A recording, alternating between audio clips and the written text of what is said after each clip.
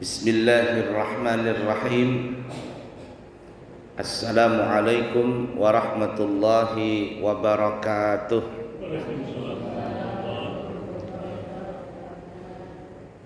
Alhamdulillahi rabbil alamin. Allahumma salli wa sallim ala sayyidina wa nabiyyina wa maulana Muhammadin wa ala alihi wa sahbihi ajma'in, amma ba'du. Bapak Ibu para jemaah sekalian yang disayangi Allah dan dicintai Allah, pada pertemuan yang lalu kita telah membahas tentang kewajiban atau syarat-syarat orang yang wajib melaksanakan salat Jumat. Nah, jadi syarat-syarat orang yang wajib salat Jumat itu kata ulama kita ada 7. Kita sudah bahas pada pertemuan yang lalu, tapi kita ulangi sedikit. Yang pertama, syarat orang yang wajib salat Jumat itu adalah orang Islam. Yang kedua, baligh, orangnya dewasa. Kalau anak kecil belum wajib. Yang ketiga, berakal. Kalau orang gila tidak wajib sholat Jumat. Yang keempat, orang merdeka. Artinya bukan hamba sahaya. Sekarang tidak ada lagi hamba sahaya. Maka syarat yang keempat ini dengan otomatis langsung tertiada karena tidak ada hamba sahaya lagi. Kemudian yang kelima, laki-laki. Jadi yang wajib sholat Jumat adalah laki-laki. Perempuan tidak wajib sholat Jumat. Perempuan hanya diwajibkan untuk melaksanakan sholat zuhur. Tapi kalau perempuan kepingin sholat Jumat, boleh tidak? Boleh saja. Dan kalau seandainya sudah melaksanakan sholat Jumat, perempuan ini tidak diwajibkan lagi sholat zuhur. Ini salat Jumat itu sudah dianggap cukup untuk mengganti salat zuhur. Mungkin kalau kita di Balikpapan jarang ya melihat perempuan salat Jumat, tapi kalau di Jawa itu banyak sekali perempuan ikut salat Jumat, apalagi di Mekah dan di Madinah. Hampir rata-rata orang yang berangkat haji dan berangkat umrah itu melaksanakan, perempuan-perempuannya ikut juga melaksanakan sholat Jumat. Boleh. Dan sekali lagi, kalau tidak sholat Jumat, perempuan itu wajib sholat zuhur. Dan kalau perempuan itu sholat Jumat, maka gugurlah kewajiban sholat zuhur. Kemudian yang keenam, syaratnya kita bahas kemarin adalah sehat walafiat. Orangnya sehat secara jasmani. Nah, ya. Jadi kalau orang sakit, standar sakit, yang sakitnya dia tidak bisa salat Jumat.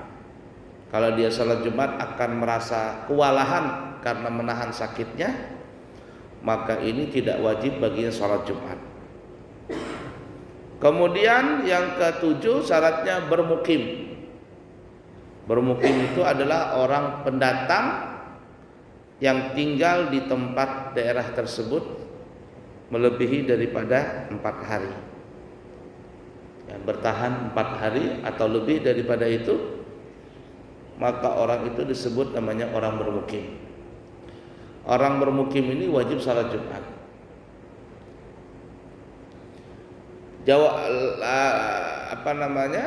Lawanan daripada bermukim adalah orang musafir. Kalau orang musafir tidak wajib salat Jumat. Tapi kalau orang bermukim, arti bermukim itu yang tinggal di tempat itu 4 hari atau lebih. Jadi kalau umpama kita ke Samarinda, kita tinggal 4 hari, padahal kita orang Balikpapan, kita tinggal di Samarinda, ada kerjaan atau apa, 4 hari di situ atau lebih daripada 4 hari, maka kita sudah dikatakan orang bermukim dan wajib bagi kita untuk salat Jumat. Tapi kalau seandainya kita musafir, maka kita tidak wajib melaksanakan sholat Jumat, tetapi wajib untuk melaksanakan sholat zuhur. Baik, kemudian kita lanjutkan ya. Perbedaan antara orang mukim dan orang mustautin.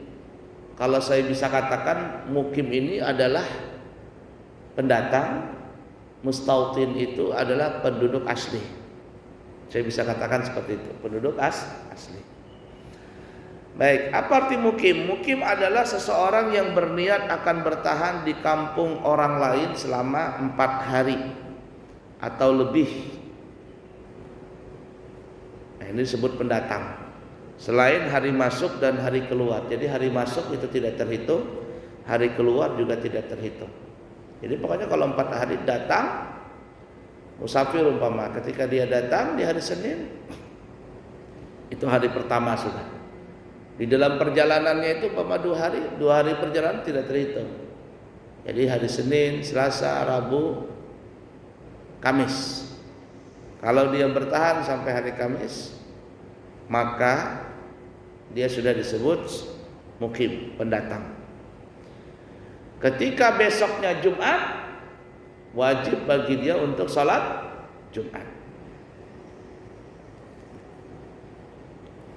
Nah, itu arti mukim, orang pendatang. Dan di hatinya selalu ada niat untuk kembali ke kampung halamannya, walaupun dia sudah berada di kampung orang lain itu dalam jangka waktu yang lama. Nah, seperti kita umpama pergi ke luar negeri kerja, kontrak kerja selama, ada yang 5 tahun, ada yang 6 tahun, tergantung kontraknya, ada yang 2 tahun. Tentu kalau ada yang kontraknya sampai 10 tahun, kan lama sudah itu ya, 10 tahun. Apakah dia disebut mukim? Iya, masih disebut mukim. Kenapa? Karena ada niat di dalam hatinya ingin kembali ke tanah air. Coba lihat orang-orang yang tinggal di Saudi itu, orang-orang Indonesia, orang Madura, orang Banjar, orang Sunda, orang apa lagi? Ya, orang Sumatera, banyak di situ. Orang NTB. Cuman yang paling banyak Madura sama Sunda. Kalau supir itu hampir rata-rata orang Jawa Barat semua. Ya. Banjar banyak. Nah, ditanya berapa lama sudah Bapak tinggal di Jakarta? Ada yang 10 tahun, ada yang 15 tahun. Tapi mereka tidak punya tidak punya apa namanya itu KTP bahasa kita ya. KTP penduduk asli nggak ada. Mereka cuman iqamah, memperpanjang iqamah per tahun itu berapa puluh juta itu ya, per tahun atau per 2 tahun tuh perpanjangan kontrak iqamahnya itu. Nah, walaupun mereka sudah 10 tahun, fasih banget bahasa Arab, sudah tahu lika-liku perjalanan di kota Mekah, Madinah, sampai yang gang-gangnya pun tahu sudah. Tapi dalam hatinya itu ada niat ingin kembali ke tanah air. Kalau ditanya itu, coba tanya sama orang-orang yang merantau di Mekah sana, orang-orang yang kerja. Kalau disuruh pilih mau tinggal di Saudi kah, mau tinggal di Indonesia, pasti mereka jawab mau tinggal di Indonesia. Kenapa? Karena walaupun mereka bekerja di Saudi, tetap hati mereka itu kepingin tinggal di Indonesia. Ya tentunya banyaklah faktor-faktornya. Mungkin karena di Indonesia dekat dengan keluarga, atau di Indonesia budayanya itu lebih enak. Kan kalau budaya orang Arab itu agak berbeda. Arab Saudi dengan kita di Indonesia agak berbeda. Ya, kalau disuruh pilih pasti mereka kepingin tinggal di Indonesia. Kalau seandainya itu di Indonesia ada kerjaan yang layak buat mereka yang gajinya itu besar, mereka memilih enak tinggal di Indonesia. Ibarat kata pepatah, hujan emas di negeri orang, hujan batu di negeri sendiri, tetap memilih negeri sendiri. Itu namanya pendatang tadi. Ini banyak di Balikpapan orang yang merantau. Orang yang merantau banyak. Tapi kalau sudah lebaran pulang kampung semuanya. Mudik lebaran. Nah, jadi orang-orang yang merantau di Balikpapan ini termasuk mereka itu adalah orang pendatang. Kenapa? Karena mereka ada niat ingin kembali ke kampung halaman mereka. Dan berapa banyak mereka itu ya orang-orang yang pendatang di Balikpapan ini, kerja mereka di Balikpapan, cari duit. Nanti kalau sudah kumpul duit banyak, mereka bangun rumah di kampung, beli sawah di kampung. Banyak itu. Kalau sudah berhasil semuanya, tidak sedikit banyak mereka pulang kampung, menikmati hasil jerih payah mereka di Balikpapan. Tapi tidak juga, maksudnya, dan banyak juga orang yang pendatang tapi akhirnya menjadi penduduk asli. Dan hampir juga kita kebanyakan di Balikpapan seperti itu, karena Balikpapan ini kan nggak ada penduduk aslinya, semuanya urban, pendatang, semuanya pendatang. Nah, karena banyak pendatang, tapi ada juga yang mereka itu sudah lama di sini, tidak lagi mau balik ke kampung. Kalau ke kampung itu paling-paling cuma nengok keluarga, tapi tetap kembali ke Balikpapan. Sudah punya rumah, sudah punya usaha, toko, tanah. Bahkan mereka pun mau meninggal pun juga kepingin meninggal di Balikpapan. Artinya orang mukim, pendatang itu bisa menjadi penduduk asli. Bisa menjadi penduduk asli apalagi sudah mendapatkan KTP ya, KTP Balikpapan selesai sudah. Dia akan tinggal di Balikpapan. Lalu kata ulama, berapa lamakah kira-kira orang pendatang itu bisa menjadi penduduk asli? Bisa dikatakan menjadi penduduk asli. Itu kata ulama kurang lebih 30 tahun ke atas. 30 tahun ke atas. 30 apalagi sampai 35 itu biasanya dia tidak akan kembali ke kampung halamannya. Nah, makanya di Balikpapan ini kalau kita tanya dari mana Pak? Dari Jawa. Sudah lama di Balikpapan? Ya, baru 10 tahun katanya. Kalau kita tanya, Bapak ada niat nggak ingin kembali? Ya, kalau seandainya sudah sukses, ya kembalilah. Tapi banyak juga, Bapak tinggal di mana? Saya tinggal di sini. Dari mana? Dari Jawa. Sudah lama di sini, sudah 30 tahun. Dari tahun, ada yang tahun dari 60, ada yang dari umur tahun 70, tahun 80. Sudah masuk di sini. Apa dia kembali ke kampungnya? Nah, mau kembali.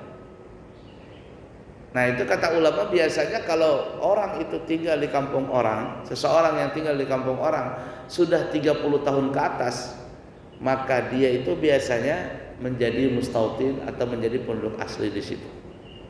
Walaupun mereka pendatang. Seperti kita di Balikpapan ini nggak ada yang aslinya. Coba ditanya sini orang mana semua kita. Kita pendatang semua ya, tapi ada juga yang terakhir di sini kan ya.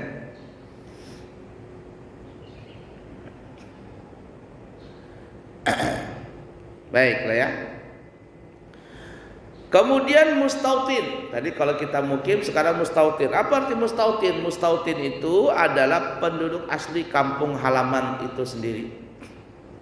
Orang tersebut tidak akan bermusafir keluar dari kampung halamannya kecuali kalau ada perlunya saja. Kalau ada perlunya saja. Itu disebut mustautin atau penduduk asli. Dia tidak akan keluar dari kampung halaman itu, dari kotanya, kecuali ada perlunya. Setelah keperluannya selesai, dia akan kembali kepada kampung yang dia tuju tadi, kepada kampung yang dia tinggal tadi. Nah, orang mukim dan orang mustautin, pendatang dan penduduk asli ini semuanya wajib untuk melaksanakan salat Jumat.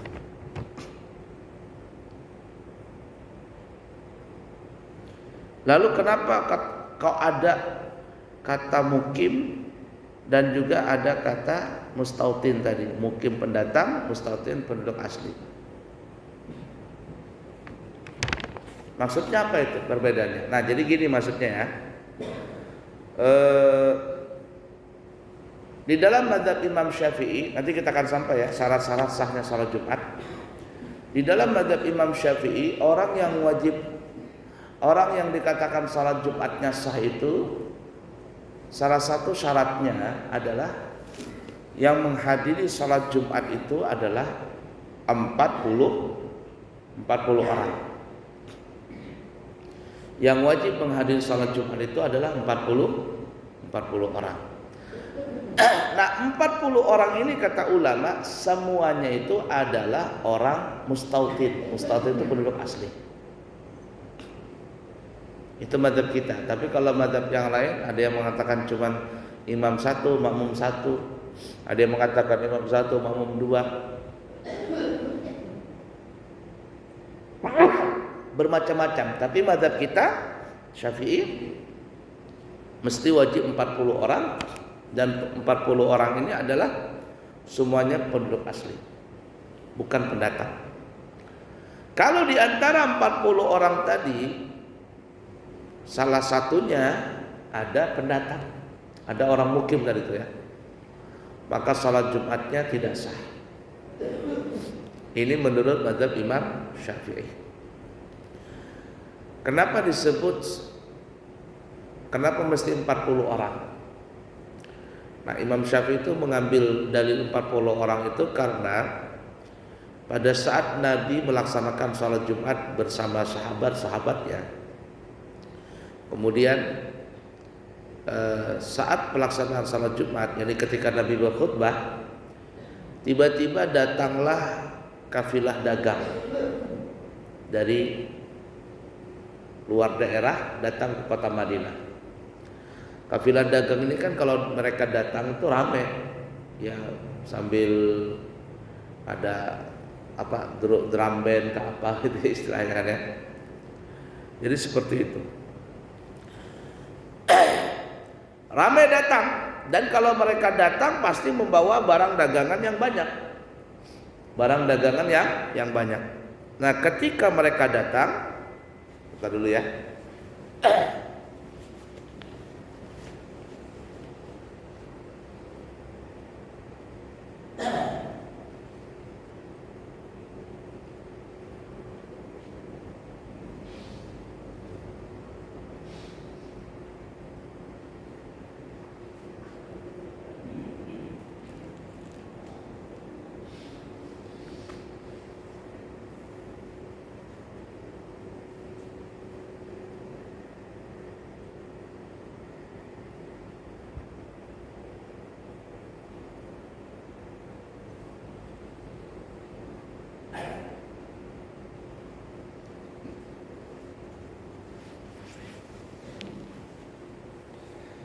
Baik, kita sambung. Mohon maaf ada iklan sedikit.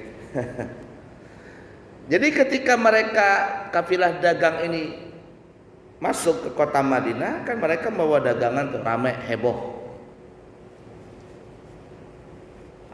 Heboh banget. Sampailah terdengar oleh sahabat-sahabat yang lagi melaksanakan salat Jumat, yang lagi Nabi berkhutbah. Semuanya keluar dari masjid. Sahabat yang tadi mendengar Nabi berkhutbah semuanya pada keluar, berebutan membeli barang itu, barang dagangan yang baru datang ini. Karena kalau terlambat habis nanti barang-barang baru itu. Semuanya keluar kecuali 40 orang yang tertinggal di masjid. Habis tinggal 40 orang.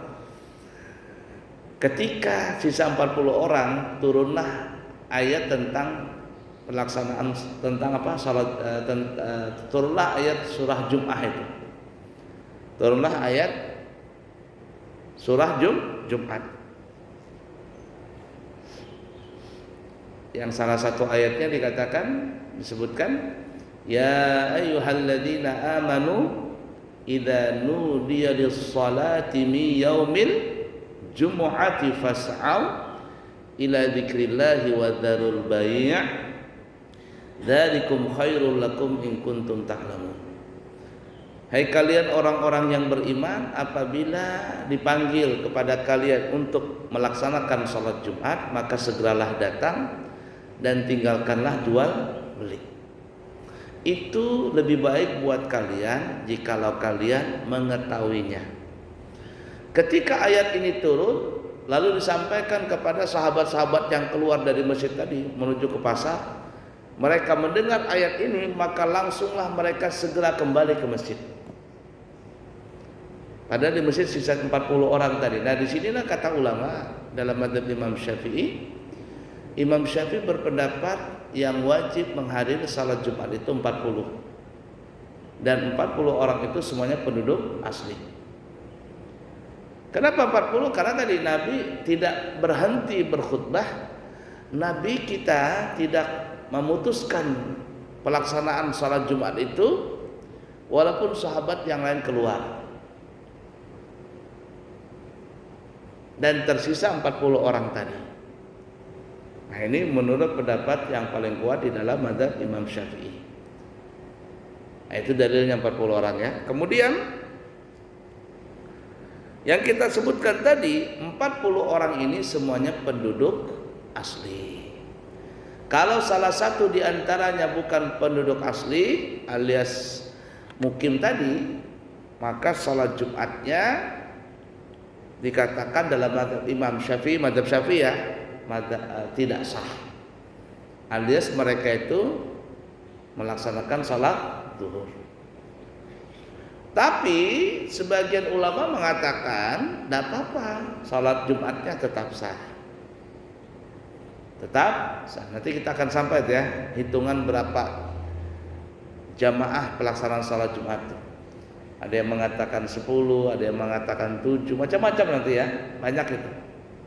Cuman mazhab yang paling kuat dalam mazhab Syafi'i adalah 40 orang. Nah, oleh karenanya kami di pesantren ya, itu santrinya kan banyak juga. Kami melaksanakan sholat Jumat di awal-awal membuka pesantren itu, kami mengajak anak-anak untuk sholat Jumat di luar kampung. Di luar pesantren maksud saya. Dari pesantren itu menuju ke masjid kurang lebih ada 700 meteran. Ya, setengah kilo lebih. Tapi pas musim corona kemarin, musim corona, kemudian saya juga melihat kalau anak-anak keluar ini untuk melaksanakan sholat agak riskan. Arti riskan itu karena kan di jalan raya. Kemudian keluar, pengawasan kami di pesantren kurang kalau anak-anak keluar. Lalu kami pribadi memutuskan sudah melaksanakan salat Jumatnya di pesantren saja. Sekalian melajarkan kepada anak-anak untuk bergantian menjadi khatib Jumat. Nah, akhirnya kami putuskan untuk melaksanakan salat Jumat di pesantren saja. Cuman masalahnya di pesantren itu satu, tidak semuanya balik. Ada yang kecil, anak-anak yang kecil masih ada, yang umur 10 tahun, ada yang umur 7 tahun, banyak di sana. Satu. Kemudian yang kedua, hampir rata-rata tidak ada orang situ. Ya, yang ada cuma anak-anak yang tinggal luar kampung dari kampung Amburawang situ. Nah, lalu saya mengambil keputusan untuk melaksanakan salat Jumat di pesantren, tetapi setelah melaksanakan salat Jumat kami sarankan untuk melaksanakan salat zuhur lagi. Jadi anak-anak saya suruh setelah salat Jumat sudah di salat zuhur salam, kemudian salat zuhur kembali. Jadi kita memegang dua pendapat ini. Kalau pendapat pertama ya kita pegang mazhabnya Imam Hanafi, membolehkan salat Jumat walaupun kurang daripada 40. Kemudian yang kedua kita ngambil mazhab Imam Syafi'i, tetap melaksanakan salat Jumat dan kita tetap melaksanakan salat zuhur. Saya bilang sama gurunya nanti saatnya ada nanti kalau kita sudah banyak banget, kemudian yang tinggal di pesantren itu tidak lagi kemana-mana, karena kan nanti kan ada saatnya seperti itu, kayak Hidayatullah itu kan. Hidayatullah kan dulu tidak sebesar sekarang. Di dalam pesantren Hidayatul itu saya dengar-dengar mungkin ada 1.000 lebih orang yang tinggal di dalam pesantren itu. Guru-gurunya ya. Kemudian mereka sudah tinggal di situ, dibikinkan rumah, beranak pinak, artinya berkeluarga di situ, punya anak, punya usaha di situ. Jadi mereka nggak mau lagi keluar. Ala kulli hal seperti itu ya. Nah, jadi mesti semuanya 40 orang mazhab Syafi'i itu mustautin, semuanya penduduk asli. Kalau salah satu dari 40 tadi ada mukim, pendatang, maka tidak salah salat Jumatnya, dan wajib salat Jumatnya itu wajib untuk melaksanakan salat zuhur kembali. Mudah dipahami perbedaan-perbedaan itu ya. Kalau orang musafir nggak wajib salat Jumat. Orang musafir. Cuman orang musafir itu boleh meninggalkan salat Jumat satu, apabila musafirnya itu musafir yang wajib, seperti haji, atau musafir sunnah seperti umpama silaturahim, atau musafir mubah seperti berdagang. Tapi kalau dia musafirnya untuk bermaksiat, mau kemana? Mau ke Singapura, mau ke Bali, mau ngapain? Mau main judi umpama. Maka orang ini ketika salat Jumat wajib untuk salat Jumat, alias tidak gugur kewajiban untuk melaksanakan salat Jumat. Kenapa? Karena dia niatnya untuk bermaksiat. Kemudian yang kedua syaratnya, orang yang musafir ini berangkat keluar dari kampung halaman itu sebelum subuh di hari Jumat. Kalau dia berangkat keluar dari kampung halamannya setelah subuh di hari Jumat, maka wajib bagi dia untuk mencari masjid di dalam musafirnya itu dan melaksanakan salat Jumat. Umpama ya, kita mau ke Banjarmasin, kita berangkatnya hari Jumat pagi. Tapi kita keluar dari kampung halaman kita, umpama kita menyeberang ke Penajam, itu kita pas sampai di Penajam sudah sampai di Penajam itu sebelum subuh. Sebelum subuh, alias kita salat subuhnya di Penajam. Maka kita besoknya ini, Jumatnya ini boleh meninggalkan salat Jumat, tetapi tetap wajib salat zuhur. Tapi kalau kita berangkat seperti hari ini umpama hari ini hari Jumat, kita berangkat jam 6 ini, jelas sudah salat subuh sudah lewat. Kita baru berangkat sekarang di hari Jumat jam 6 pagi ini. Apa yang terjadi? Maka mau tidak mau kita mesti cari masjid dan kita wajib melaksanakan salat Jumat bersama orang-orang yang ada di masjid itu. Tetapi permasalahannya, kita yang musafir ini tidak termasuk 40 orang. Kita wajib salat Jumat, tetapi kita tidak termasuk yang 40 orang itu. Mudah dipahami kira-kira?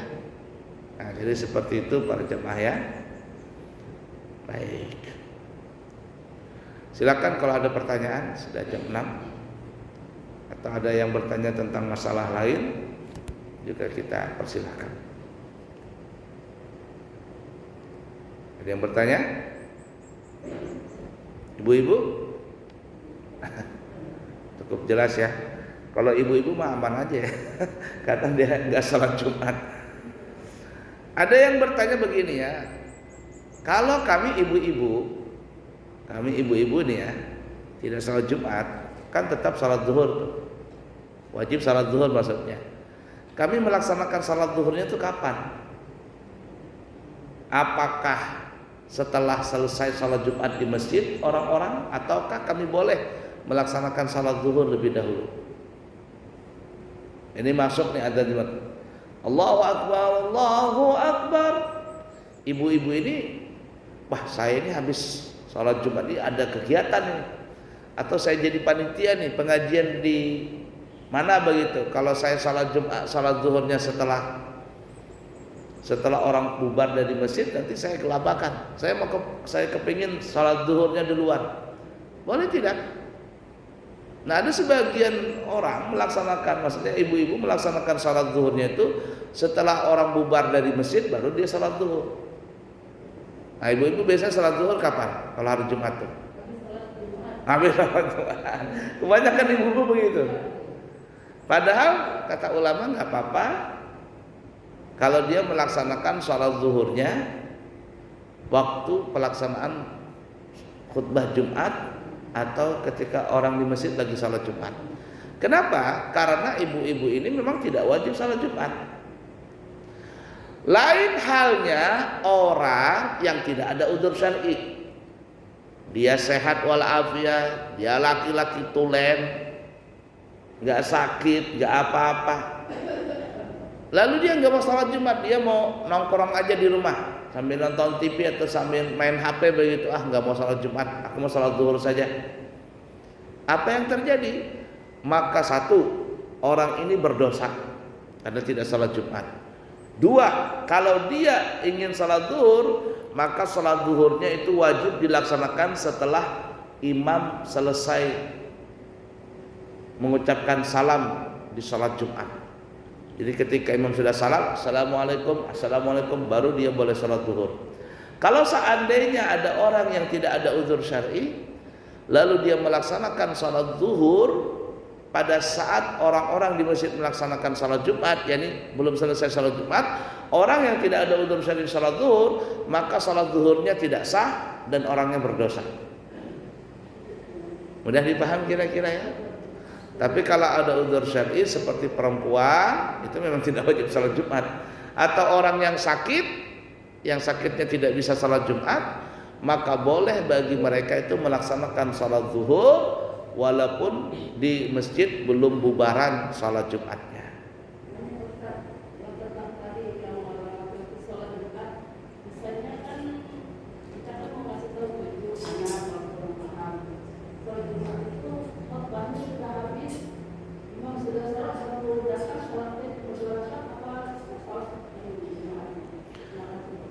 Waalaikumsalam warahmatullahi wabarakatuh. Kalau ada orang terlambat datang ke masjid terlambat nih, itu datang belakangan pulang duluan. Datang belakangan pulang duluan, kebanyakan orang kita begitu tuh. Cuman satu yang cepat, apa itu? Ketika Jumat berkah baru duluan. Datang belakangan, ketika nanti bagi nasi kotak paling duluan dia. Ada Jumat berkah sini Pak? Di masjid ada Jumat berkah bagi-bagi nasi. Kadang ya sudah selesai salat Jumat paling duluan dia makan nasi kotak itu. Nah, kalau ada orang terlambat datang, apapun alasannya, selesai orang berkhutbah baru dia datang, apakah dikatakan dia salat Jumat? Ya, masih dikatakan orang itu mendapatkan atau gugur kewajiban pelaksanaan salat Jumat. Tidak apa-apa, salatnya sah. Cuman ya tadi pahalanya itu kecil banget. Pahalanya kecil. Baik, ada lagi pertanyaan? Cukup? Baik, kalau cukup kita sudahi dulu. Nanti insya Allah kita sambung lagi. Saya mesti harus ke pesantren karena hari ini majelis taklim bulanan. Ya, saya harus segera ke sana. Kenapa? Oh iya. Terima kasih, semoga ada manfaatnya. Subhanakallahumma wa bihamdika asyhadu an la ilaha illa anta astaghfiruka wa atubu ilaihi wa akhiru kalam. Wassalamualaikum warahmatullahi wabarakatuh.